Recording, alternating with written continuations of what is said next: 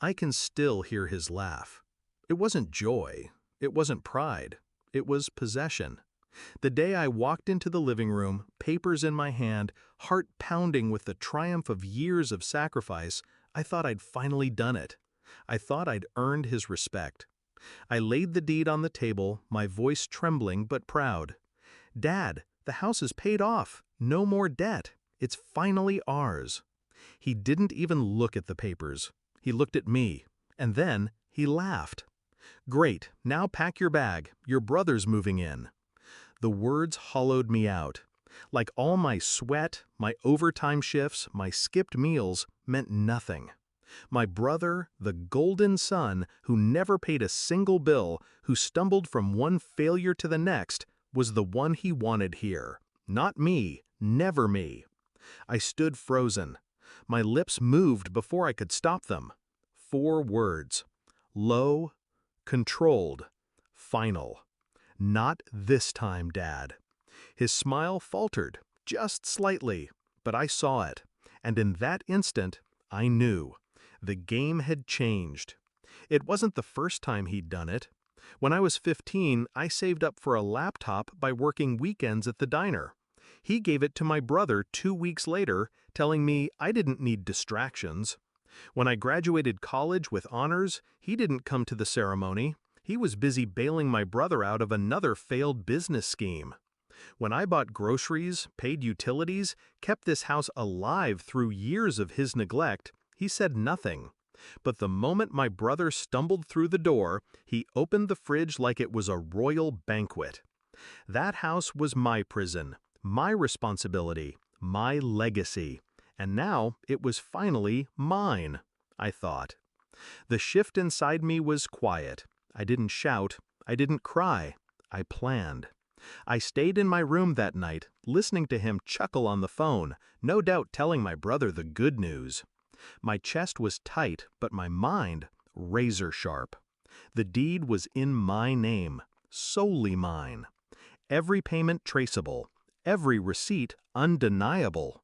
The law was on my side, even if he never was.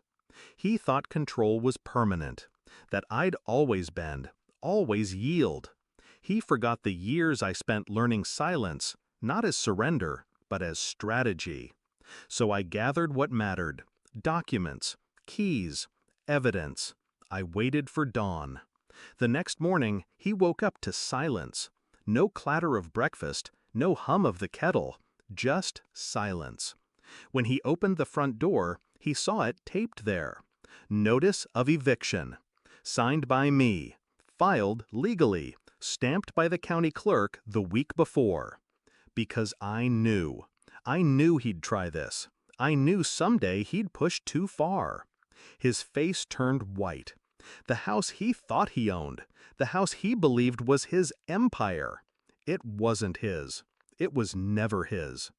He stormed into my room, fists trembling. "What is this? You can't do this. This is my house." I looked him dead in the eye, calm. "No, Dad, it was never yours. You lost that the day you treated me like a tenant in my own life." He sputtered, his words cracked, powerless. For the first time, I wasn't the child in that conversation. He was. I told him he had 30 days to leave. My voice didn't shake, and for once, he listened. The weeks that followed were surreal. My brother called, furious, spewing venom down the line. "How could you do this to Dad, to me?" I didn't respond. I didn't need to. Instead, I walked through the house at night, barefoot on the hardwood floors, breathing in the silence I had bought with my own blood. Every corner whispered freedom. Every room hummed with justice. And I thought about how betrayal doesn't always come from strangers. Sometimes it comes from the man who taught you to ride a bike, the one you hoped would say he was proud.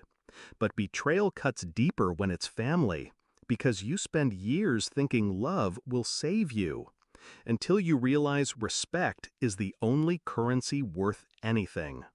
The day he finally left, suitcase in hand, he didn't meet my eyes. He shuffled past me like a shadow stripped of its form. My brother sat in the driveway, engine running, face twisted in disbelief. I didn't stop them. I didn't gloat. I just stood in the doorway, the deed still on the table behind me, sunlight spilling across my shoulders. That house was mine. But more than that, I was free. Now, when people ask why I live alone in that old house, why I don't invite family for holidays, I just smile. I tell them peace is expensive, but worth every penny. Because the truth is, I buried more than debt when I paid off that mortgage. I buried the last trace of their control. And when I whisper those 4 words to myself, "Not this time, Dad," I feel nothing but power.